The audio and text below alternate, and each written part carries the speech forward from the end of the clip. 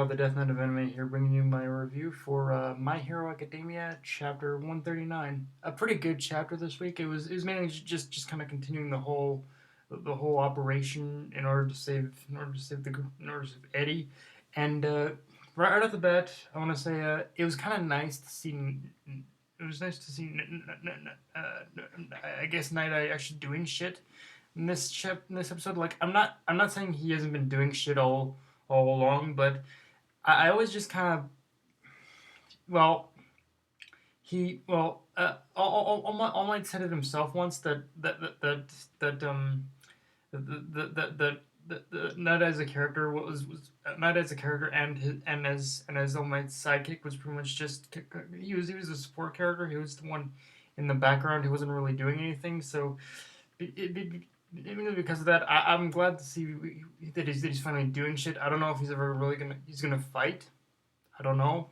I would imagine not, but it was still nice to, in order to see him actually doing shit in this chapter. I wouldn't mind seeing him fight because I don't want to see how. I wouldn't mind seeing him fight because I would like to see how he would handle a combat situation, to be honest with you, but I don't know if we're gonna get that. Um, and Also, another thing is we also get introduced to one of the quirk of one of the villains. It's pretty much that it's pretty much that's a small looking bird guy. And the quirk is mimicry, which apparently he can integrate himself into he can integrate himself into he can integrate himself into any material, and when he does that, he can pretty much and when he does that, he can and when he does that, he can actually warp and twist it to warp and twist whatever material he's integrated into anything he wants, or pretty much to his will. And when I first saw the explanation for the little guy's quirk, I was like, that's it's that is totally Pika from One Piece. Like, I know, I think Pika was strictly stone, but the whole maze itself, it reminds how the whole twisting of the hallway into that sort of maze or whatnot. That pretty much reminded me of Pika from One Piece. Like, holy shit! But although, like I said, I'm sure, like, I'm like Pika. I'm sure that this guy can do a lot more with just a lot more than just handle stone. I think he can handle, like you said, any material. So yeah, a pretty dangerous quirk, honestly, when you think about it. Like, the dude can integrate himself and twist any kind of material he wants to. So yeah, um, and I really do like the whole, but about the maze itself, I will say that maybe I'm overthinking it, but I think this whole maze thing, it was designed to counter Eraserhead specifically because if you think about it, it wouldn't really the maze itself. It doesn't really do like, I know it was probably just it's probably meant in order to stop the heroes in general, but I feel that this one is going to be the biggest challenge for Eraserhead because he said so himself. The only way he's able to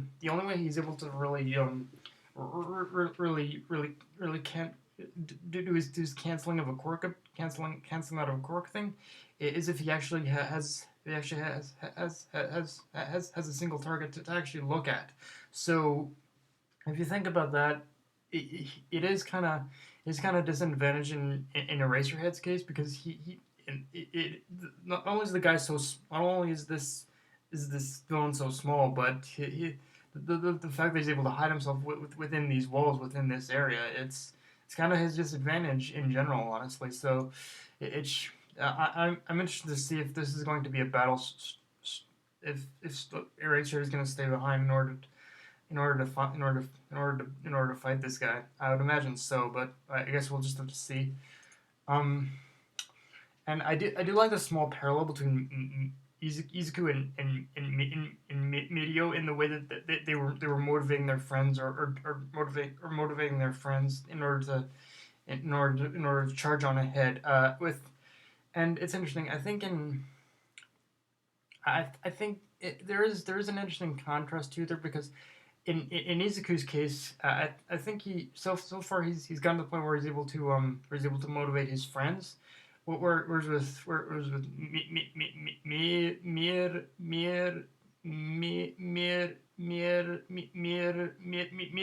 Mirio, I think he's able to motivate everyone around him. Like if you think about it, Izuku right now even though he sees Mirio as competition, he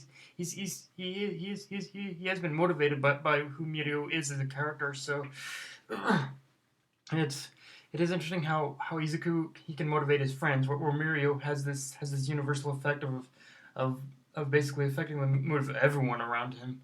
So yeah, and but even then the even even but yeah. So in a way, in a strange way, even though Izuku sees Mirio as competition for the title of world's greatest hero, he is still getting motivated by him, of course.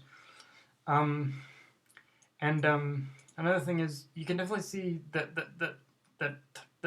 SunEater he was pretty affected by he was honestly pretty affected by the fact that his quirk was stolen because you see in this chapter he was hesitating, he was getting nervous, he was doubting his own abilities, honestly. So he was and it wasn't until Mir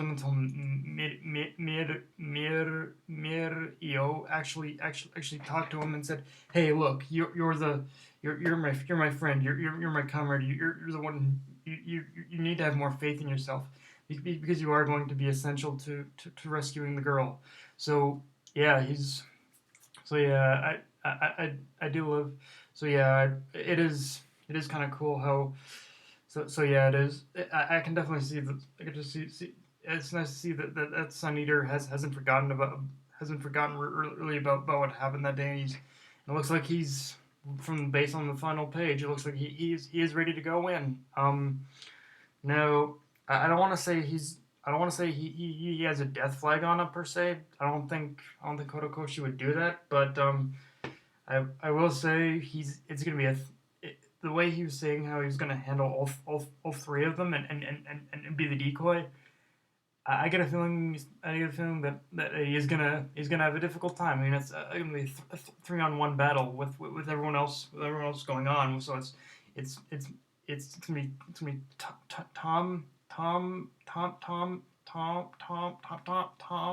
Tamaki versus those three motherfuckers. And yeah, I don't know if he's gonna get beat or whatnot, but he is definitely gonna struggle. I know that much for certain. Um, but yeah, guys, that's pretty much that's pretty much my whole review reaction. Like, yeah, a great chapter in showcasing the whole in showcasing the. I guess, I guess if I had one complaint about this chapter is that the pacing. I think it could have been a little bit better, but but it did do good in showcasing that Horikoshi hasn't forgotten in order to show all the parallels and all the different and the inner struggles of his characters too. So yeah, I can respect him in that. But yeah, guys, that's my review of My Hero Academia, chapter 139. A good chapter, and